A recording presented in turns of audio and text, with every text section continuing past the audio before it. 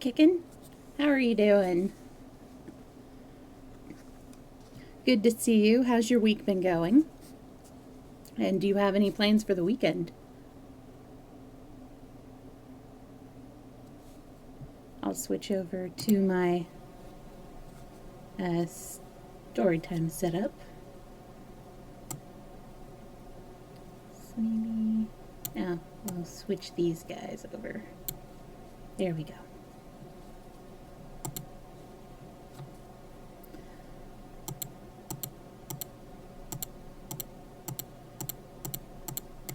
This book that I've been reading for story time is actually based on a true story, and I've been doing a little bit of reading on it. There are a little bit of inconsistencies, but I'll share that after the story. Let's see, been good, no weekend plans. Okay, rewriting the campaign for the 5th time, yeah. Ooh, pirate themed, nice.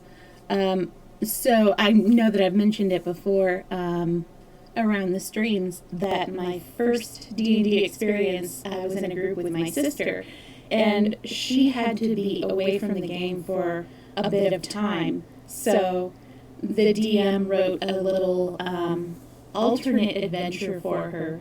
Her character got sucked into like a ley line and spit out in a different place. And so her adventure kind of turned into a whole pirate thing. So when my character and her character got like reunited, her character looked like this dashing pirate captain, and my character is just like, oh my gosh, my best friend's a pirate. That's so cool. It was a lot of fun.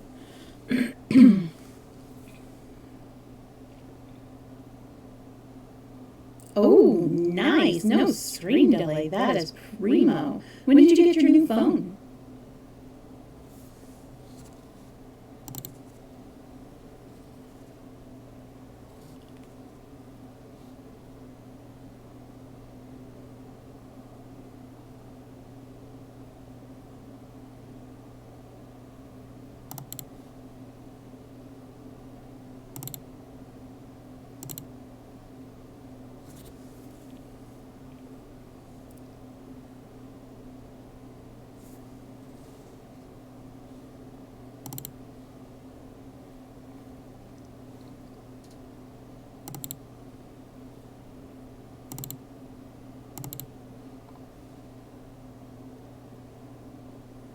Sorry about all the clicking noises. Just doing a few things in the background.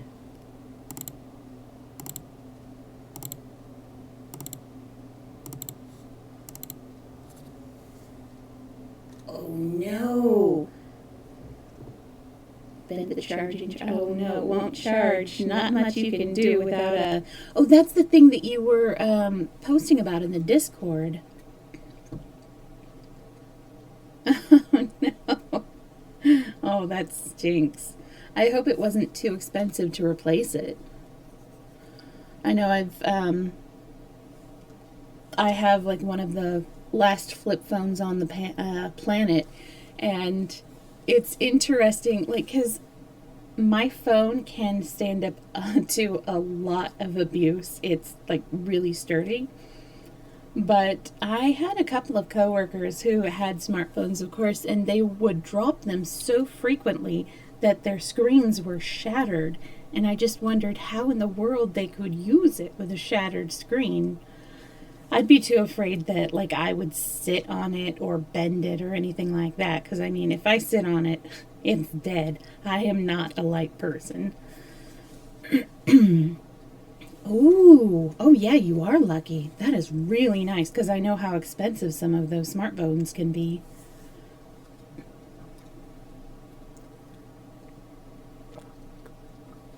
Yeah, I know some plans, like they come with like either a very, yeah, oh, I bet.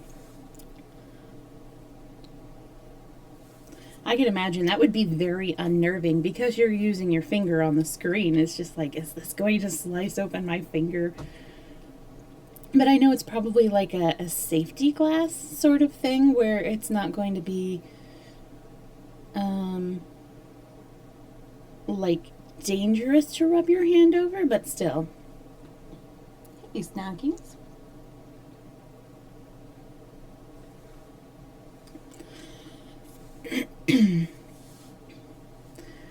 It's interesting how much smartphones have become essential for a lot of things because I got a new printer for Christmas, and it is a wireless printer. The problem is it doesn't have like a display on the thing, because with my old printer it had a display. You could select things from that and get it connected to your Wi-Fi and all of that, so you can do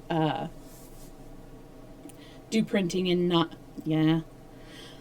It's a shame that you still have lag, but lag is everywhere, I have come to realize. Even when I updated my internet and my computer, still lagged. Not nearly as bad as my old internet and my old computer.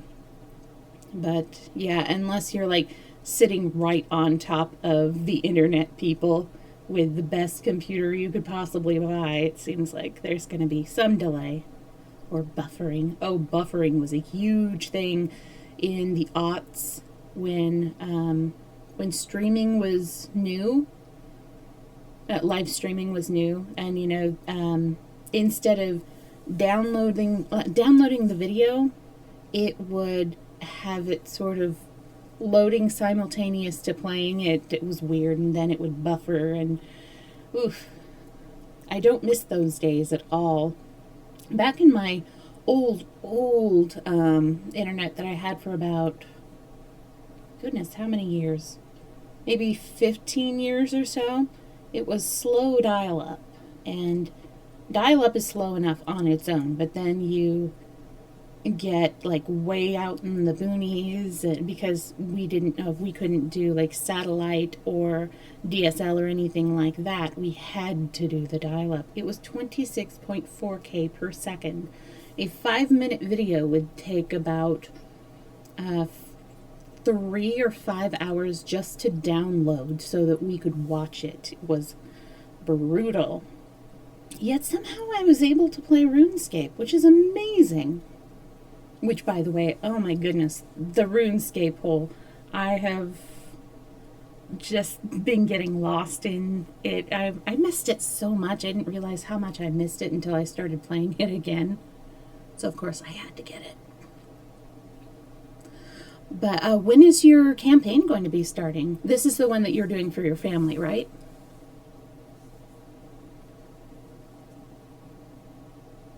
You can probably tell from the scratchiness of my voice, it's another bad allergy day.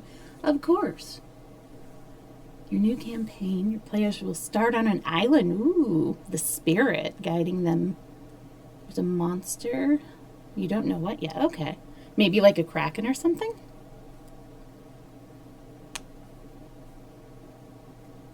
Oh, okay, to stop the water around the island. Stop degrading things. Oh, interesting.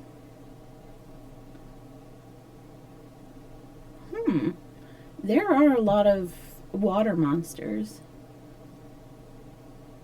Oh, that's awesome. I can't wait to hear stories about this campaign. Is he going to be like visiting from school, or is it sort of like spend some time with the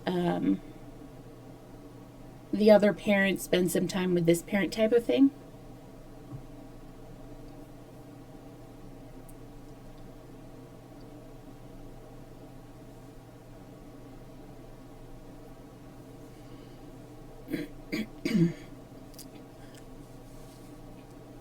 I've got my own little soundtrack going in my head right now with some steam-powered giraffe songs. There is a really fun one called Scary World. Goodness, my goodness. All of the allergens. It's not fun. But at least I don't have a headache, so at least there's that.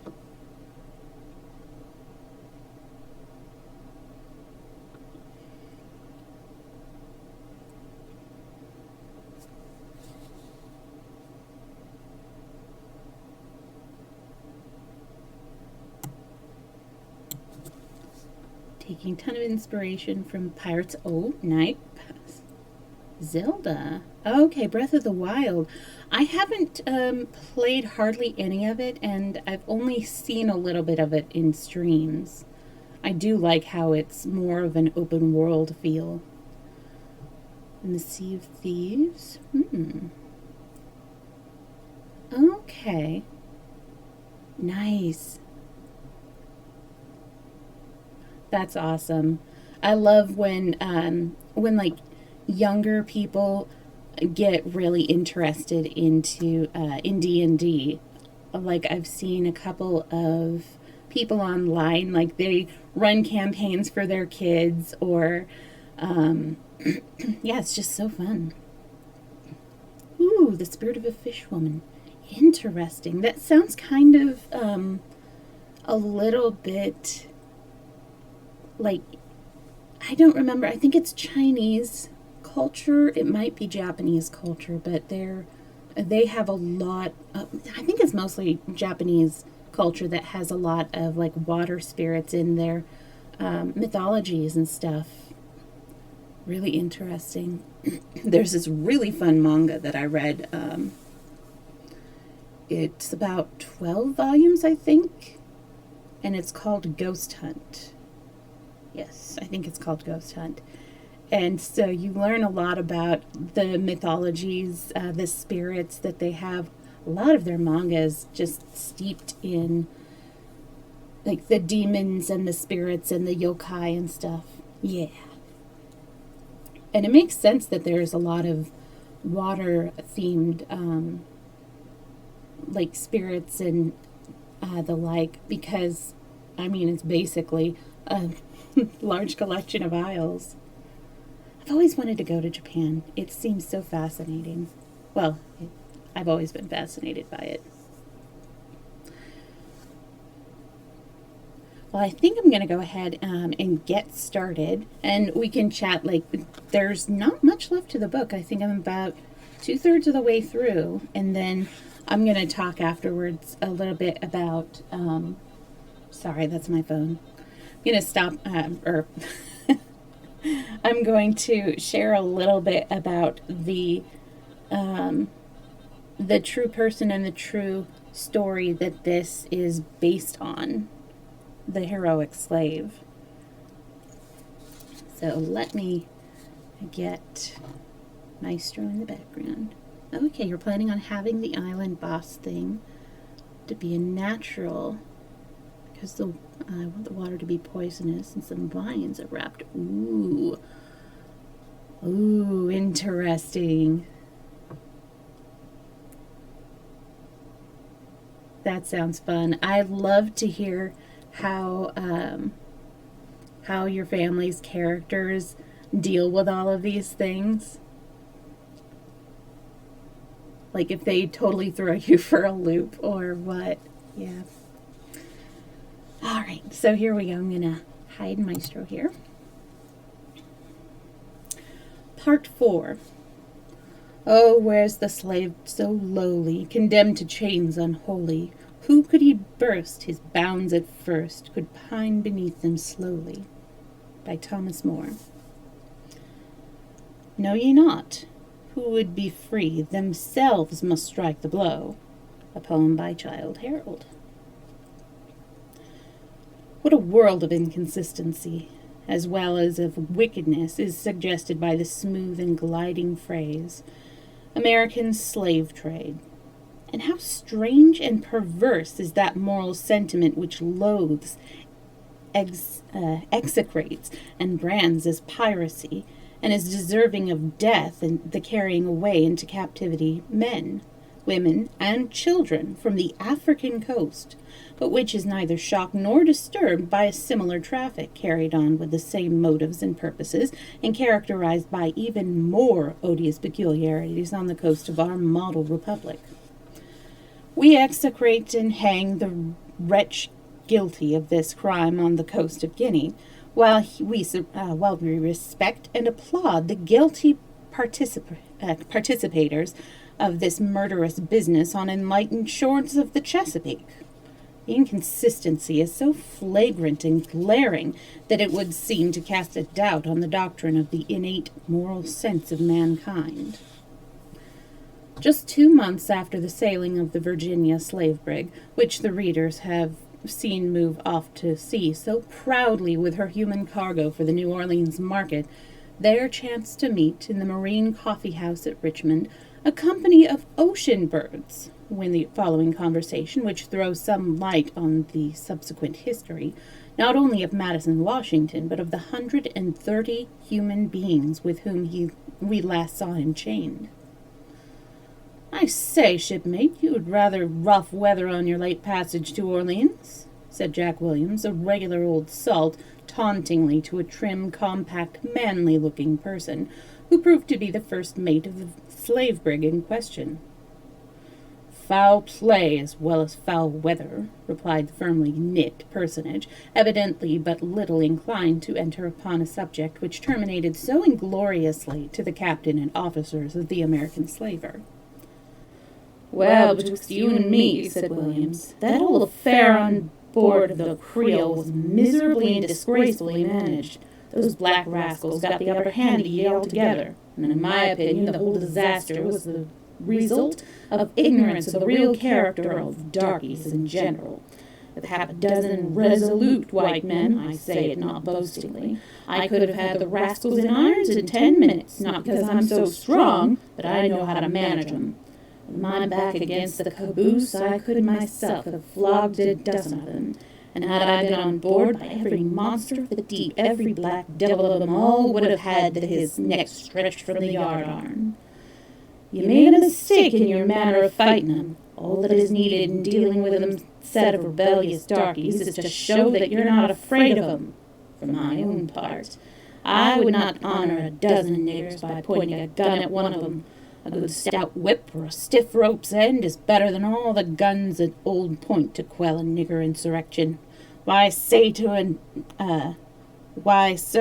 to take a gun to a nigger is the best way you can select to tell him you are afraid of him, and the best way of inviting his attack." This speech made quite a sensation among the company, and a part of them indicated solicitude for the answer which might be made to it. Our first mate replied, "Mr. Williams, all that you've now said sounds very well here on shore, where perhaps you have studied Negro character. I do not profess to understand the subject as well as yourself, but it strikes me you apply the same rule in dissimilar cases. It is quite easy to talk of flogging niggers here on land, where you have the sympathy of the community and the whole physical force of the government, state and national, at your command, and where, if a Negro shall lift his hand against a white man, the whole community, with one accord, are ready to unite in shooting him down. I say, in such circumstances, it's easy to talk of flogging Negroes and of Negro cowardice, but, sir, I deny that the Negro is naturally a coward, or that your theory of managing slaves will stand the test of salt water. May do very well for an overseer, a contemptible hireling, to take advantage of fears already in existence, and which his presence has no power to inspire. To swagger about, whip in hand, and discord on the timidity and cowardice of Negroes, for they have a smooth sea and a fair wind. It is one thing to manage a company of slaves on a Virginia plantation, and quite another thing to quell an insurrection on the lonely billows of the Atlantic, where every breeze speaks of courage and liberty. For the Negro to act cowardly on shore may be to act wisely, and I've some doubt whether you, Mr. Williams, would find it very convenient, were you a slave in Algiers, to raise your hand against the bayonets of a whole government." "By George, shipmate," said Williams, "you're coming rather too near. Either I've fallen very low in your estimation, or your notions of Negro courage have got up a buttonhole too high. Now, I more than ever wish I'd been on board of that luckless craft. I'd have given ye practical evidence of the truth of my theory. I doubt there's some difference in being at sea, but a nigger's a nigger on land or sea, and is a coward. Find him where you will. A drop of blood from one of 'em will scare 100. A drop of blood from one of 'em will scare 100. A knock on the nose or a kick on the shin will tame the wildest darky you can fetch me. I say again, and I will stand by it, I could with half a dozen good men put the whole 19 on 'em in irons, and have carried them safe to New Orleans, too. Mind, I don't blame you, but I do say, and every gentleman here will bear me on it, that the fault was somewhere, or them niggers would never have got off as they have done. For my part, I feel ashamed to have the idea go abroad that a shipload of slaves can't be safely taken from Richmond to New Orleans. I should like merely to redeem the character of Virginia sailors and to take charge of a shipload on 'em tomorrow. Oh, sorry about the moderator. So, a little disclaimer. Sorry, I see we have a new viewer. This is, I would not normally use these words. These words are the words that Frederick Douglass himself have written, and in respect for the author, who himself was an escaped slave, I am keeping it as true to the words as I possibly can, even though it is, they are awful words, but this is what he lived with. This is how he is portraying the situation, and so I am, in respect of him, keeping it true to word. Williams went on in this strain, occasionally casting an imploring glance at the company of applause for his wit, and sympathy for his contempt of Negro courage. He had evidently, however, walked up the wrong passenger, for, besides being in the right, his opponent carried that in his eye which marked him a man not to be trifled with. "Well, sir," said the sturdy mate, "you can select your own method for distinguishing yourself. The path of ambition in this direction is quite open to you in Virginia, and I've no doubt that you will be highly appreciated and compensated for all your valiant achievements in that line. But for myself, while I do not profess to be a giant, I have resolved never to set my foot on the deck of a slave ship, either as officer or a common sailor again. I've got enough of it." "Indeed, indeed," exclaimed Williams derisively. "Yes, indeed," echoed the mate. "But don't misunderstand me. It is not the high value that I set upon my life that makes me say what I have said. Yet I'm resolved never to endanger my life again in a cause which my conscience does not approve. I dare say here that many men feel, but dare not speak, that this whole slave-trading business is a disgrace and scandal to old Virginia." Hold on, shipmate," said Williams. "I hardly thought you'd have known your colors so soon. Shown your colors so soon. I'll be hanged if you're not as good an abolitionist as Garrison himself." The mate now rose from his chair, manifesting some excitement. "What do you mean, sir?" said he, in a commanding tone. "That man does not live who shall offer me an insult with impunity?" The effect of these words was marked, and the company clustered around. Williams, in an apologetic tone, said, "Shipmate, keep your temper. I meant no insult. We all know that Tom Grant is no coward, and what I said about your being an abolitionist was simply this: you might have put down them black mutineers and murderers, but your conscience held you back." "In that, too," said Grant, "you are mistaken. I did all that any man with equal strength and presence of mind could have done. The fact is, Mr. Williams, you underrate the courage as well as the skill of these Negroes, and further, you do not seem to have been correctly informed about the case in hand at all." "All I know is this," said Williams, "that on the 9th day after you left Richmond, a dozen or two of the niggers you had on board came on deck and took the whole ship from you, had her steered into the British port, where, by the by, every woolly head of them went ashore and was free. Now I take this to be a discreditable piece of business, and one demanding explanation." "There are a great many discreditable things in the world," said Grant. "For a ship to go down under a calm sky is, upon the first flush of it, disgraceful either to sailors or caulkers. But when we learn that by some mysterious disturbance in nature the waters parted beneath and swallowed the ship up, we lose our indignation and disgust in lamentation of the disaster and in awe of the power which controls the elements. Very true, said Williams. I should be very glad to have an explanation which would relieve the affair of its present discreditable features.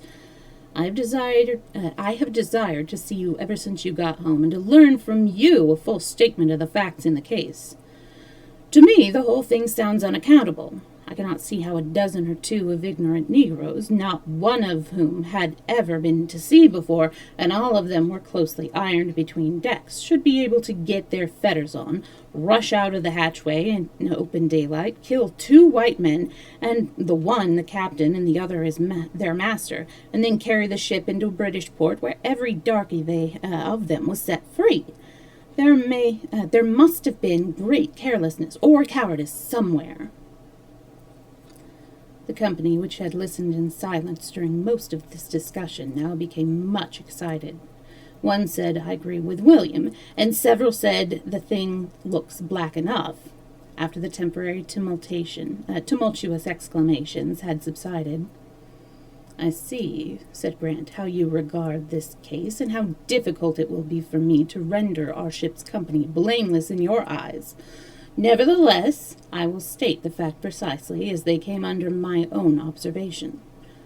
Mr. Williams speaks of ignorant Negroes, and as a general rule they are ignorant, but had he been on board the Creole as I was, he would have seen cause to admit that there are exceptions to this general rule. The leader of the mutiny in question was just as shrewd a fellow as ever I met in my life, and was as well fitted to lead in a dangerous enterprise as any one white man in 10,000. The name of this man, strange to say, ominous of greatness, was Madison Washington. In the short time he had been on board, he had secured the confidence of every officer. The Negroes fairly worshipped him. His manner and bearings were such that no one could suspect him of a murderous purpose. The only feeling with which we regarded him was that he was a powerful, good-disposed Negro. He seldom spake to anyone, and when he did speak, it was with the utmost propriety. His words were well chosen, and his pronunciation equal to that of any schoolmaster. It was a mystery to us where he got his knowledge of language, but as little was said to him, none of us knew the extent of his intelligence and ability till it was too late. It seems he brought 3 files with him on board, and must have gone to work upon his fetters the first night out. And he must have worked well at that, for on the day of the rising he got the irons off 18 besides himself. The attack began just about twilight in the evening. Apprehending a squall, I had commanded the second mate to order all hands on deck to take us in sail. A few minutes before this, I had seen Madison's head above the hatchway, looking out upon the white-capped waves at the leeward. I think I never saw him look more good-natured. I stood just about midship at the larboard side. The captain was pacing the quarter-deck on the starboard side, in company with Mr. Jameson, the owner of most of the slaves on board. Both were armed. I had just told the men to lay aloft, and was looking to see my orders obeyed, when I heard the discharge of a pistol on the starboard side, and turning suddenly around, the very deck seemed covered with fiends from the pit. The 19 Negroes were all on deck, with their broken fetters in their hands, rushing in all directions. I put my hand quickly in my pocket to draw out my jackknife, but before I could draw it, I was knocked senseless to the deck. When I came to myself, which I did in a few minutes, I suppose, for it was yet quite light, there was not a white man on deck. The sailors were all aloft in the riggings, and dared not come down. Captain Clark and Mr. Jameson lay stretched on the quarter-deck, both dying, while Madison himself stood at the helm unhurt. I was completely weakened by the loss of blood, and had not recovered from the stunning blow which felled me to the deck, but it was a little too much for me, even in my prostrate condition, to see our good brig commanded by a black murderer. So I called out to the men to come down and take the ship or die in the attempt. Suiting the action to the word, I started aft. "You murderous villain," said I to the imp at the helm, and rushed upon him to deal him a blow, when he pushed me back with his strong black arm as though I'd been a boy of 12. I looked around for the men. They were still in the rigging. Not one had come down. I started towards Madison again. The rascal now told me to stand back. "Sir," said he, "your life is in my hands. I could have killed you a dozen times over during this last half-hour, and could kill you now. You call me a black murderer. I am not a murderer. God is my witness that liberty, not malice, is the motive for this night's work. I have done no more to those dead men yonder than they would have done to me in like circumstances. We have struck for our freedom, and if a true man's heart be in you, you will honor us for the deed. We have done that which you applaud your fathers for doing, and if we are murderers, so were they." I felt little disposition to reply in this impudent speech. By heaven, it disarmed me. The fellow loomed up before me. I forgot his blackness in the dignity of his manner and the eloquence of his speech. It seemed as if the souls of both the great dead whose names he bore had entered him. To the sailor in the rigging he said, "Men, the battle is over. Your captain is dead. I have complete command of this vessel. All resistance to my authority will be in vain. My men have won their liberty, with no other weapon but their own broken fetters. We are 19 in number. We do not thirst for your blood. We demand only our rightful freedom.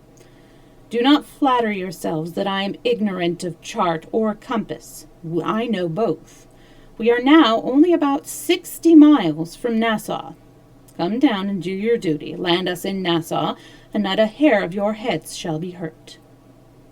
I shouted, "Stay where you are, men," when a sturdy black fellow ran up to me with a handspike and would have split my head open but for the interference of Madison, who darted between me and the blow. "I know what you were up to," said the latter to me.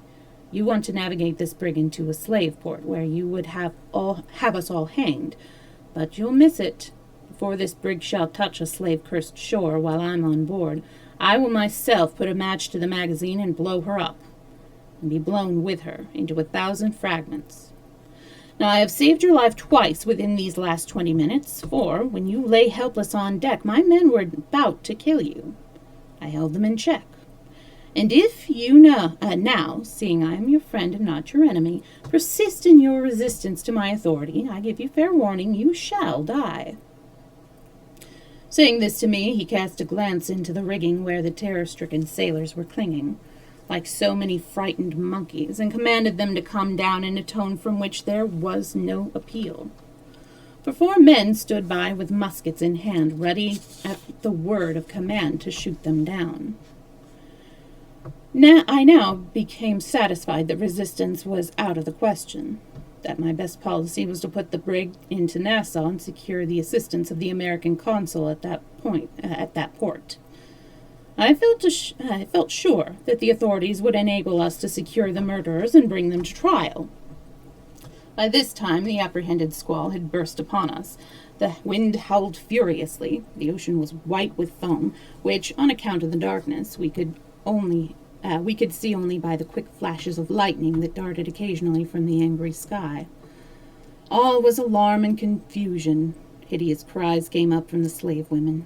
Above the roaring billows, a succession of heavy thunder rolled along, dwelling the terrific din. Owing to the great darkness and a sudden shift of the wind, we found ourselves in the trough of the sea. When shipping a heavy sea over the starboard bow, the bodies of the captain and Mr. Jameson were washed overboard. For a while we had dearer interests to look after than slave property.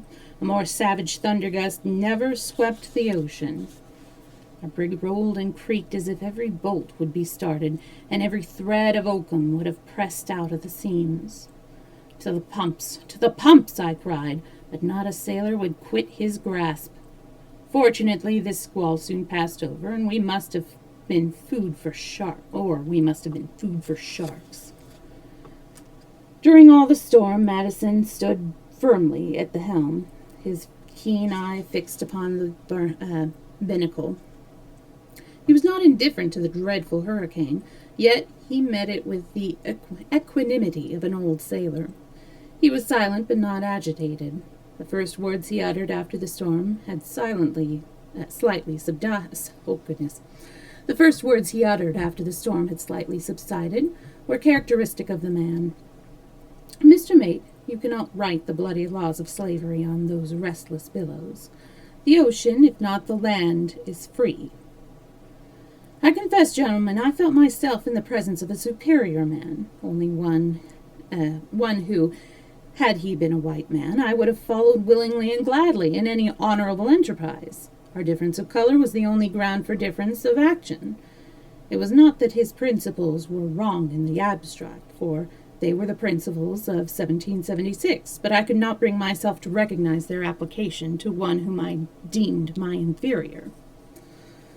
But to my story. What happened now is soon told. 2 hours after the frightful tempest had spent itself, we were plump at the wharf in Nassau. I sent 2 of our men immediately to our consul with a statement of facts, requesting his interference on our behalf. What he did, or whether he did anything, I don't know, but by order of the authorities, a company of black soldiers came on board for the purpose, as they said, of protecting the property.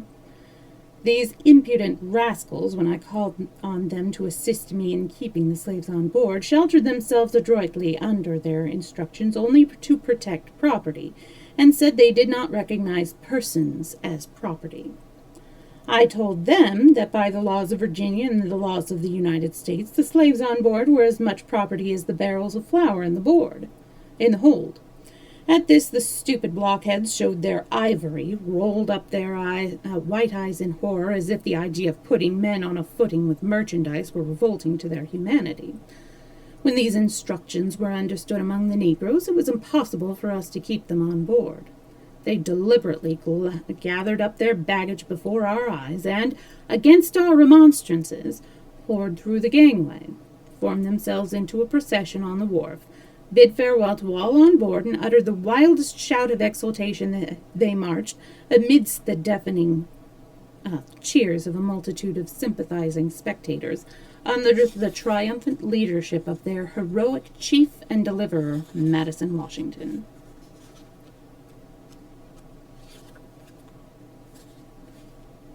Actually, that was a lot shorter than I expected. So that is the end of The Heroic Slave by Frederick Douglass. And all of the stuff in the last chapter, that is,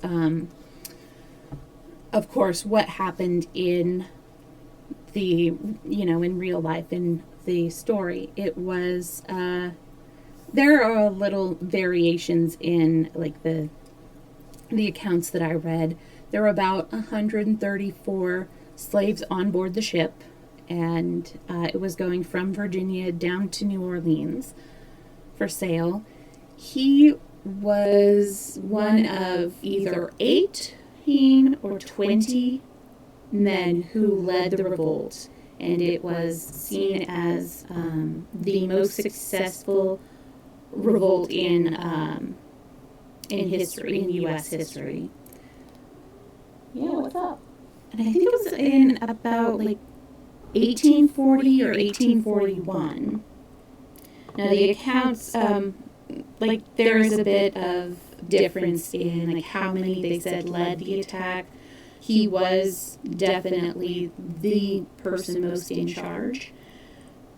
And he was aware of the British laws having in 1833 abolished slavery, and so knowing that the Bahamas were at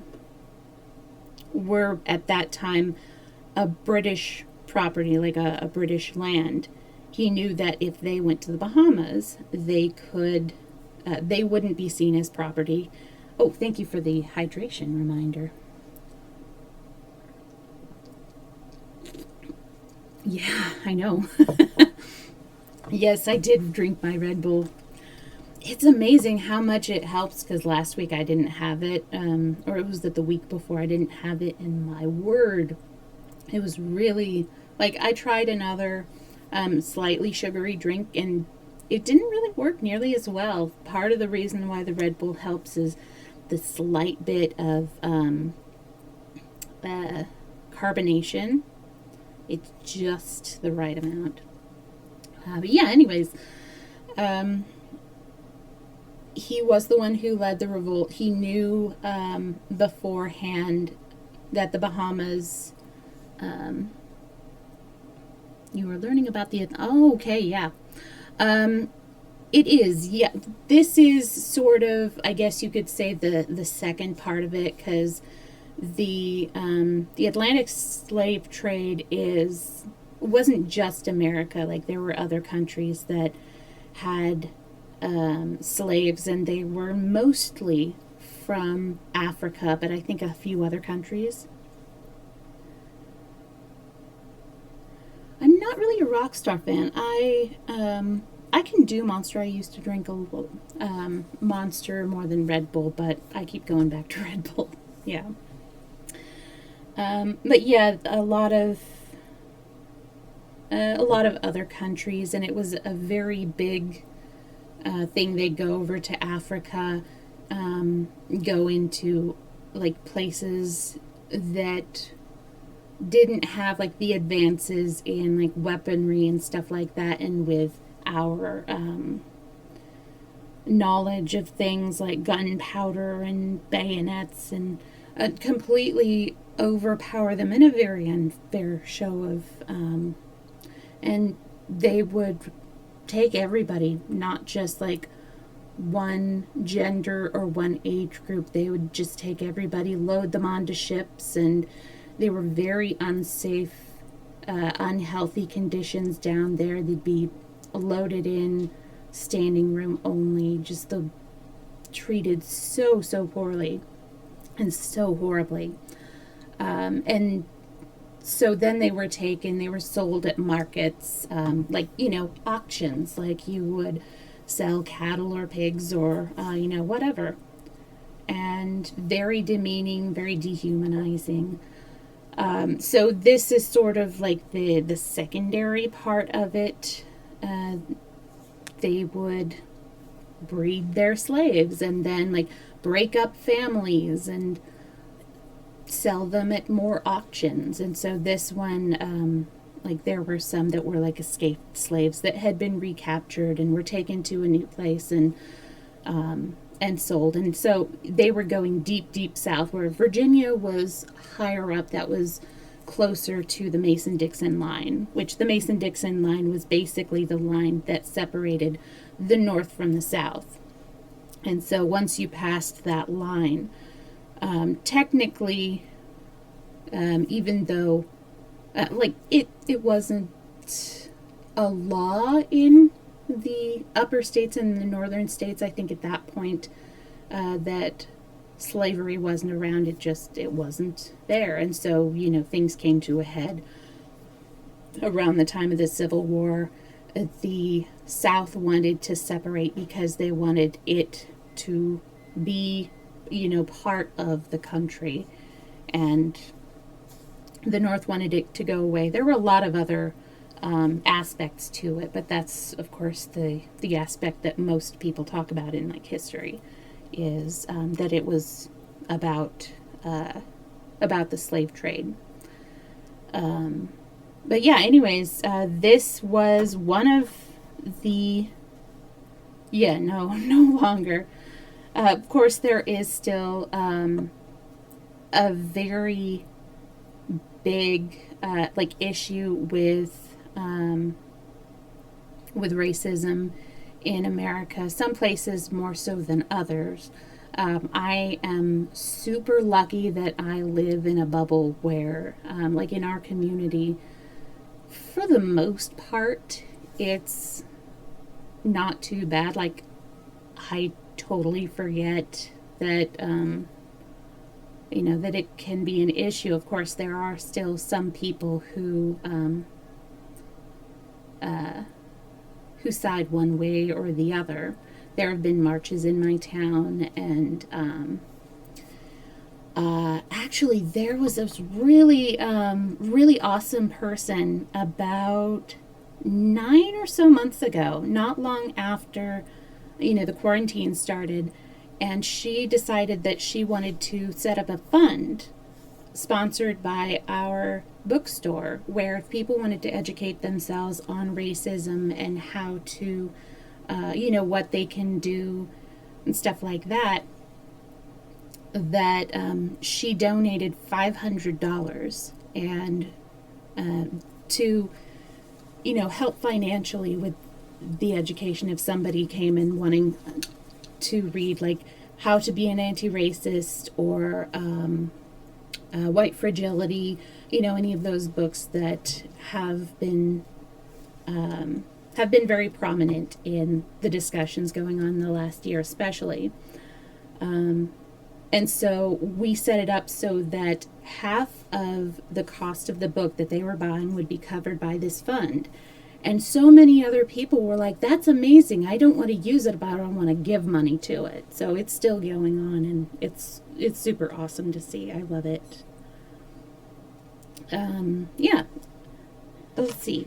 Oh, another thing that was inconsistent in the things that I had read about Madison, Washington, who, of course, was a real person. Yeah, it totally is awesome, yeah.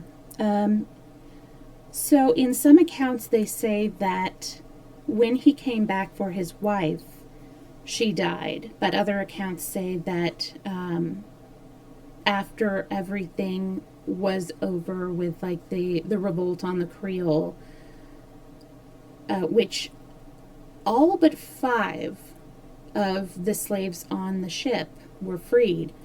5 of them decided that they would go back to America and to slavery, which seems unfathomable, but at the same time, like, it's a very strange situation of, like, if you're in an abusive relationship, but you don't want to leave it sort of situation. I'm assuming that's the psychology of it. Yeah, it's very interesting. Also because, slavery is what they know, and freedom was like, they know what's expected of them in slavery. Even though they have to work so hard, they know where their meal is coming from. They know where they're going to be sleeping, and all of that's a very interesting, idea of, like, psychology that some people would willingly stay in slavery. Very interesting. But luckily it was only 5 of the 134 people. Yeah. But also, after the British had ruled that, of course, the people on board were not property, they were allowed to be freed.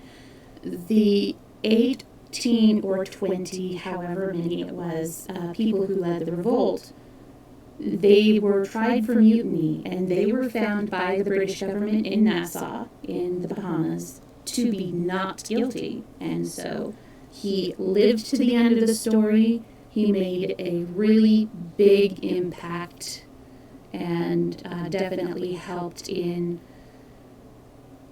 like, the discussions of whether slavery is right or wrong, and also, leading up to the Civil War as well.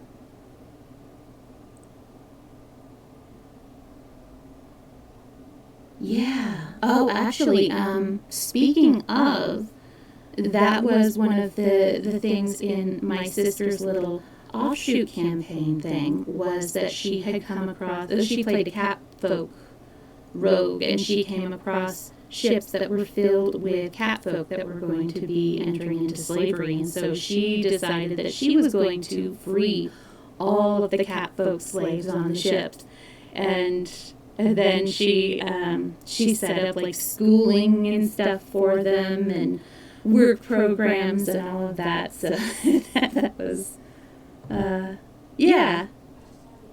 And she started a trading company. With the slaver ships, they became trading ships. And, it was really fun.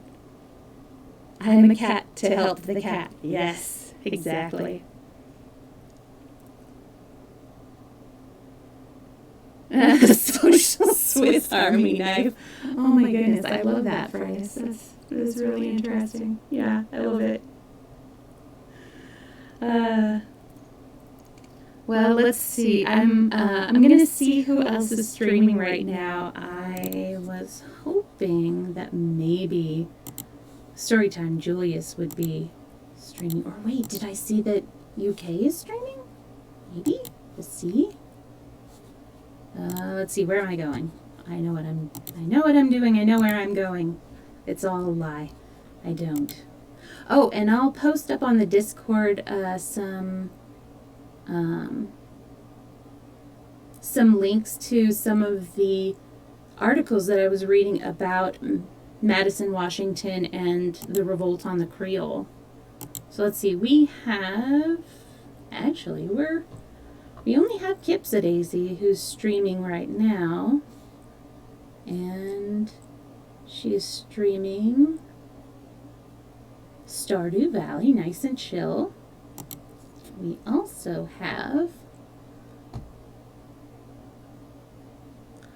actually, we could do Amy because I haven't rated her in a while. So, let's see. Yeah. She has nice, friendly, chill people in her community. She's really sweet as well. And that I have of regular raids. Yeah, I do. And of course, like sometimes I'll go a little offbeat because of course we love to raid UK and Polyswags, and actually Polyswags usually starts about now, but it's been a while since we've done Amy. So yeah, and sometimes I'll try somebody new as well. All right, what am I doing? I am doing this. So, actually, before I do that, I wanted to say I figured out my next read for the second half of February. There, I was reading up on some very influential fiction writers, African American fiction writers. And one of them I actually read in high school. It's called The Autobiography of an Ex-Colored Man. It's a very interesting story. And so I'll be starting that on Sunday, which is going to be when our next story time is going to be. And I'm pretty excited. I like that story. It's very interesting. So let us get ready for this raid. Okay. Thank you so much again for hanging out with me and for listening to my story and for the discussion afterwards too. And I hope to see you next time. I hope you have a good week. Have fun with your campaign, and I can't wait to hear about it. All right. Oh, you're welcome. Thank you so much for hanging out for story time too. I'm sorry it was so short, but it's going to be longer next week. Alrighty, bye.